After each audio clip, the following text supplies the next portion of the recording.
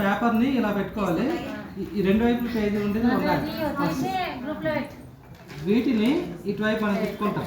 మన వైపు ఇప్పుడు రెండు వైపు ఉంటుంది కదా, ఇక్కడ ఇలా ఉంటుంది కదా, వీటిని ఇలా మడత పెట్టుకుంటాం.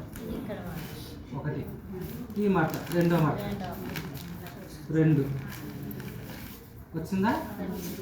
ఇప్పుడు ఇక్కడ పేపర్లు ఉన్నాయి చూడండి, ఇక్కడ రెండు, ఒకటి పైకి పైకి ఇలా వచ్చిందా?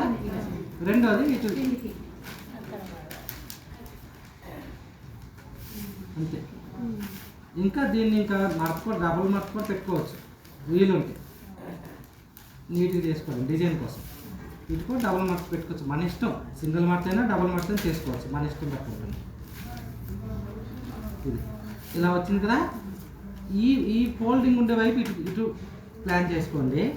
ఇది దీనికి ఇది ఎదురుగా ఇలా కొంచెం ఎక్కువ ముందుకు వచ్చినట్టు ఉండాలి, ఎందుకంటే మడతలో రావడం కోసం.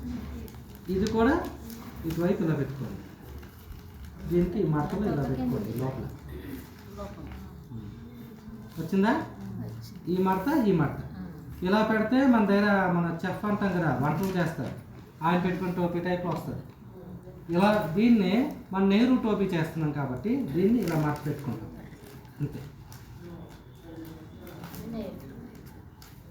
ఇలా మడత పెట్టుకొని దీన్ని కూడా ఈ లోపలికి పెట్టవచ్చు. మన దగ్గర స్టాప్లర్ ఉందనుకోండి, స్టాప్లర్ ఉంటే పిన్నులు కొట్టుకుంటే స్ట్రాంగ్గా ఉంటుంది కాబట్టి ఇది మడత విడిపోకుండా ఉంటుంది. ఇప్పుడు ఇలా వచ్చేసింది కదా, వీటిని ఇలా మడత పెట్టుకొని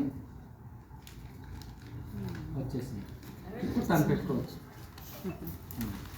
అయిపోయింది నెహ్రూ టోపీ.